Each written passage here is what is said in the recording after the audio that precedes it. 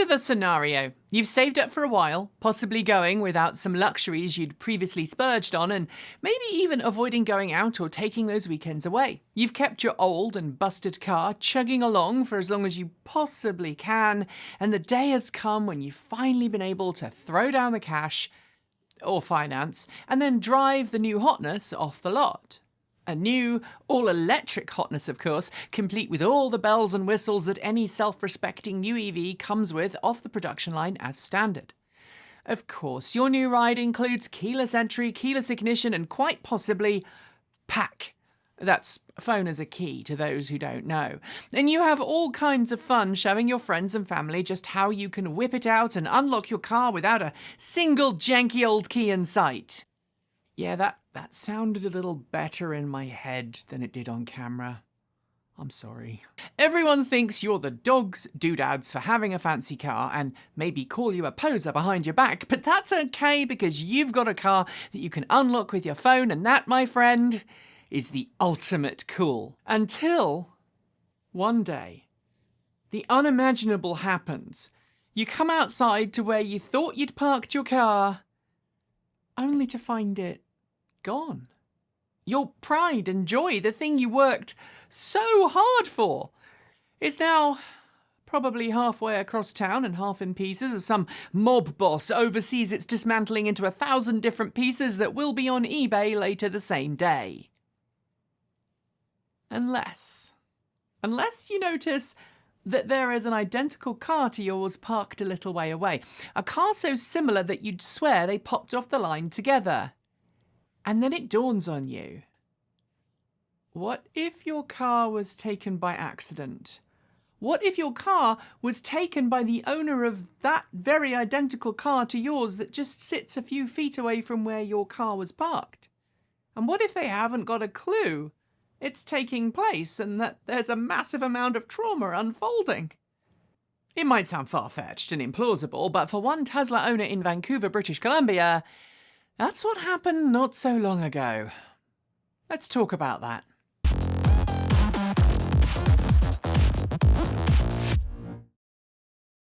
If you're someone who regularly keeps an eye on the news in the world of cleaner, greener, safer and smarter transport, you'll recognise that story from a few weeks ago.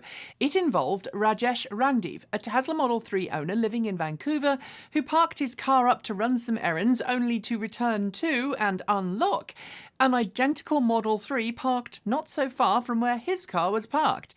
It wasn't until he'd driven some distance and received a text message from the car's actual owner, who had spotted Rajesh's number on a piece of paper inside his still parked car, that he realised what had happened.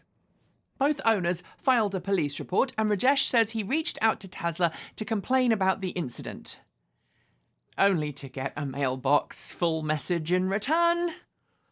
And with Tesla not yet publicly commenting on the incident, it really is difficult to know what happened and if this is a common problem with Tesla's phone as a key service. Some reports and commentary online suggest that maybe one of the cars had been left either unlocked or in valet mode, and because we have limited data to go on, this isn't something that's easy to corroborate or disprove. But this case and the news coverage surrounding it gives me a great chance to talk about just how safe keyless entry systems and systems that use alternative authentication methods like phone as a key truly are. So that's what I'm going to do, explaining some of the basics of how these systems work, explain some of their vulnerabilities, and give you some tips and tricks on how to keep your car as safe as possible. And while genuine mistakes like this should never be allowed to happen in an ideal world, the universe is a weird place and sometimes things happen regardless of the odds. Back when my wife and I temporarily shared a house with Kate Walton Elliott and her then partner, I realised that Kate's Morris Minor, Rebecca, a 1969 four-door deluxe model with the overriders, had the very same door locks as my 1965 less fancy two-door. And I only realised that by noticing that her locks and my door locks had the same barrel code written on them. Luckily, in the age of high-end cryptography, that kind of occurrence is not just a 1 in 1,000 chance of occurring.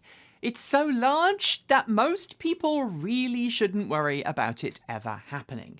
To understand how most modern car keys work, we need to delve into some basic cryptography, and at this point I'm going to point out that I'm not a programmer, nor am I a cybersecurity expert. But at the most basic level, car keys use encryption to communicate with the car's onboard anti-theft system. The key fob has a special circuit within it that allows it to send and receive encrypted data messages to and from the car using an encryption algorithm that the car is capable of understanding. And before the car responds to any of the requests of the key fob, like, I don't know, unlocking the doors or driving off, the car has a challenge issued that the key fob must know the response to. It's a little like a secret knock or a secret handshake. If that handshake fails, nothing will happen from that point on. These days, the software key, the thing that's used to encrypt the data being sent and decrypt the data at the other end, is not the same every time.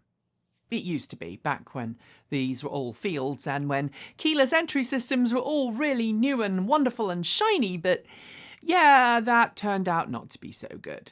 Because that old system was a little too easy to crack, these days that key changes each time, using something known as a rolling key. It's basically a software key whose encryption values change every time someone uses it.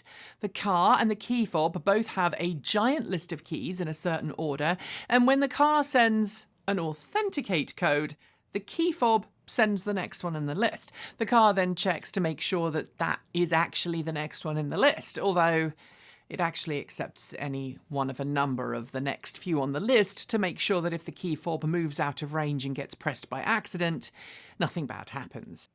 This setup is designed to prevent someone from taking a radio frequency recording of the key fob transmission and then replaying it later on to gain access to the same vehicle, although using something like this allows you to record several button pushers and then replay them in sequential order or however you want to.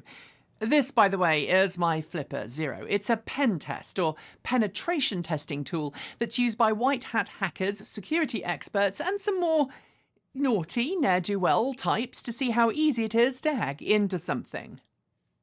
And yes, I have one, purely for educational and journalistic purposes. Of course. In an ideal world, only your key fob, your car, and the other key fobs to your vehicle know that secret rolling code, and only they can encrypt or decrypt the data on the fly. And because key fobs are designed from the get-go to work over short distances, it's harder to copy and spoof the data being transmitted between them, although not technically impossible. Because there's wireless data transmission occurring between your car's key and the vehicle, it's possible for someone to record the data stream and, if they have the right computer equipment, brute force the encryption key used to get into your car. But because the encryption key changes on a predetermined sequence, by the time all but the most determined of hackers have figured out the correct secret code, it would have switched to something else, which is why, by far, the most common attack on modern cars with modern key fobs is the so-called relay attack, where a team of criminals use two-way transmitters, one near your car and one near your key, to make your car think the key is right next to it, and the key think it is next to, or in fact inside, your car. And because most keyless ignition systems will quite happily let you start the car and drive it with the key fob nearby, but will happily drive along after the key fob has disappeared from view, that is the most dangerous type of attack there is. It's quick and easy to perform and requires no knowledge of cryptography to execute once you've obtained the right hacking tools. Oh, and in case you're curious, once a criminal has got access to the inside of your vehicle, it is really easy and barely an inconvenience with the right tools, usually hacked OEM programming software, to take your car and program a new set of keys to it so that yours no longer work and you've not got a very good chance of getting your car back. It's scary stuff. So how about phone as a key? PAAK. And obviously, to a lesser extent, connected car services that use cellular data connectivity to unlock your car. Because phone as a key systems use a different method of authentication, usually Bluetooth Low Energy or BLE for short, vehicles offering it have two different radios, one for the key fob and one for BLE, phone as a key. Having multiple radios both offering access to the same function, essentially being able to unlock and drive off in your vehicle, means you have a second attack vector for folks to try and take advantage of. And the more attack vectors there are, the higher the chances someone, somehow, will figure out a security flaw. Most cars with phone as a key have 3 or 4 different attack vectors right out of the gate, sometimes a physical key, the key fob, phone as a key, and wireless data-powered unlocking. My truck has a 5th, the keypad on the door. And that is going to be the most insecure of them all, especially if you don't change the key regularly and don't wash your keypad, because then other people with a little ingenuity can just infer what the key code might be just by looking at the clean or oily spots on it.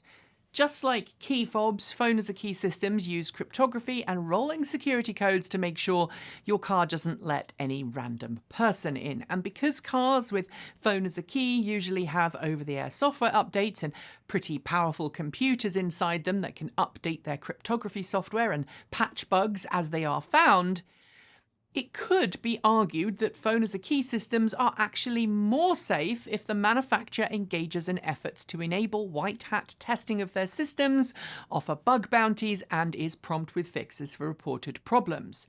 And if everyone follows the recommended practice of updating their phone and car operating systems in accordance with recommendations from the manufacturers, updates any apps used to gain access similarly frequently, and make sure that their phone stays on their person, just not hanging out on a coffee or restaurant table, you should be okay. Add to that the fact that mobile phones often have faster, more capable processors than your standard key fob, and again, the level of encryption could and should be higher. But that risk is also pretty high. As the age-old adage goes, what someone can make, someone can break. And if your phone as a key function relies on software running on a mobile phone, it could, on paper at least, make it easier for an attacker to gain access to your vehicle. With a few poorly timed choices from the car owner and some well-placed social engineering or too many unsafe web browsing episodes, you know what I'm talking about. It's possible to hijack a smartphone system and spoof pretty much whatever you want to. If you've got the time and the will and the money to do so, that is. And of course, as owners of currently hobbled Android phones, which have been the focus of huge security breaches in the past couple of weeks, will attest, it doesn't even have to be your own behaviour. Modern operating systems and the hardware they run on have many attack points, and sometimes you're just unlucky.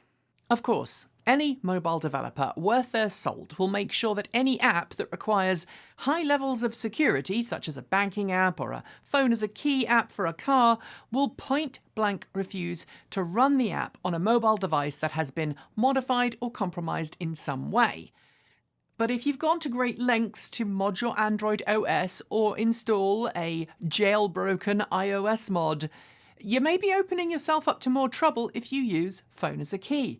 So, while I hope you already do this anyway, if you use phone as a key that is, don't go opening up random video and image files from people you don't know or aren't expecting messages from, and don't go installing apps from unofficial app stores. In the case of the twin Teslas and the owner who was able to unlock and drive the wrong car, it's not clear, as I've already mentioned, what the root cause was. But I think it's clear to note that none of the attack vectors I've listed above are likely to have been the cause. What I think more likely is that either one car wasn't properly locked, or had been left in valet mode, or there was a bug in Tesla's software system.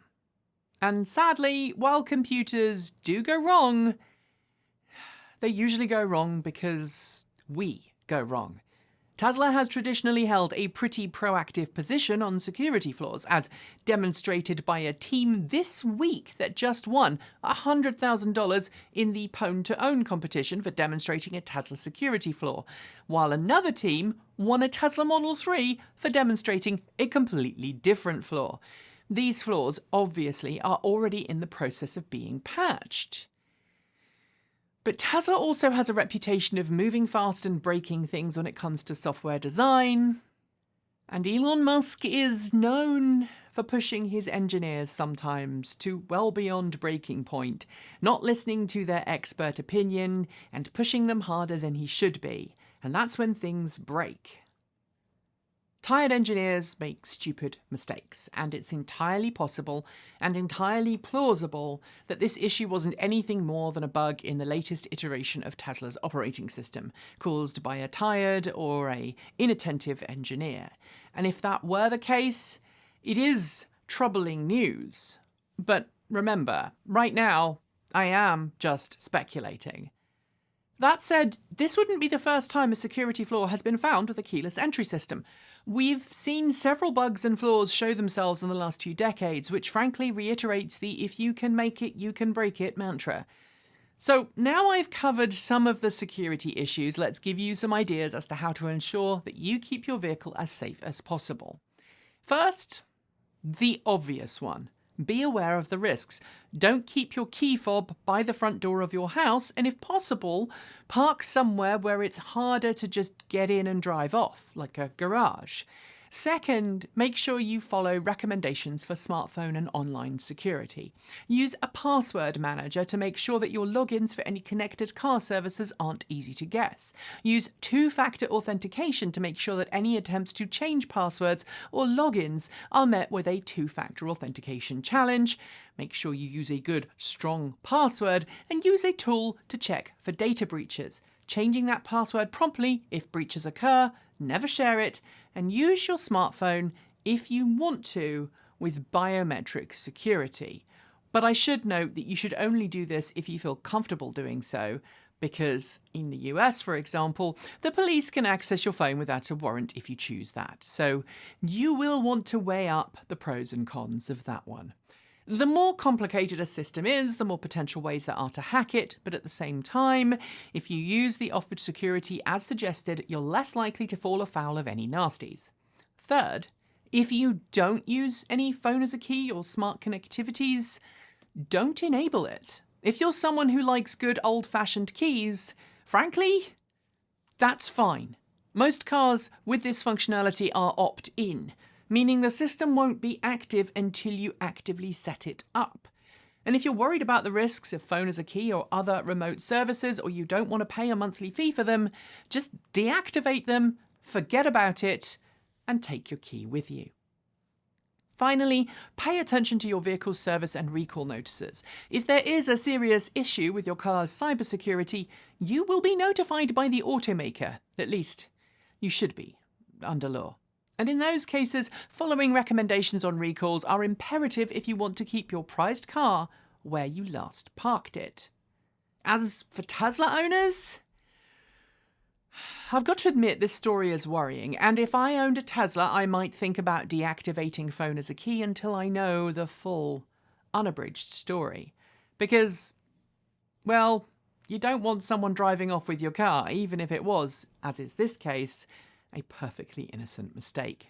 And on that note, we are done with today's video, but before I go, a quick shout out to the anonymous viewer of the channel who happens to be a cybersecurity expert.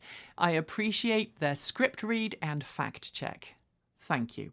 If you liked this video, you know what to do, and feel free to let us know your thoughts in our Discord chat room by reaching out to us on Mastodon, or if you are a Patreon supporter, leaving a comment on our Patreon page. If you want more, subscribe, hit the bell, and follow the links to regularly support us with a YouTube membership or a Patreon subscription. You'll also find links to our Ko-fi, Bitcoin, and Swag store, as well as that aforementioned Mastodon server. Scrolling on my right now is the amazing Charged Up supporter list, and shoutouts go out to our self-driving tier supporters: Mike Weeder, Denny Hyde, Linda Irish, Lance Schlall, Mark Eggleton, Cyprian Laplace, John Trammell, Alan Tupper, Chris Maxwell, Brian Newton, Bennett Elder, Andrew Martin, Sean Tucker, Pedro Mora Pinheiro, Carl Hodgson, Tony Moss, Brophy Wolf, Kyle Fox, Hay Asker, Tesla in the Gong, Dan Blair, Peter Dillinger, Gordon C., Stefan Fremgen, Stephen Williams, Regine Fellows, Chris Asentar, and Jim Burness, and finally, Out of this world thanks to our top tier supporters John L. Henderson, Clay Witt, CPU Freak 101, John Lyons, Kevin Burrowbridge, Andrew Glenn, Joe Hughes, Dave Kitchen, Joe Bresney, Nigel S., Matthew Drobnak, Eric Knack, Paul Conway, Stephen O'Donoghue, JP Fagerback, Reggie Watts, Marcel Ward, Robert Flannery, Aaron Hahn, Rory Litwin, Ellery Hensley, Will Graylin, and of course, Ian.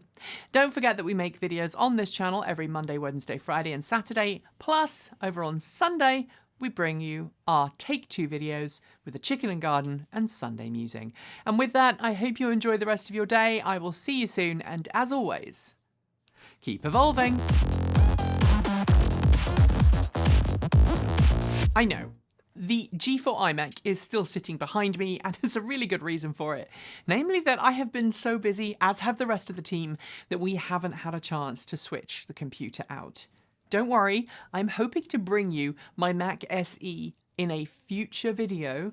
Keep your fingers crossed for that one because it now does work.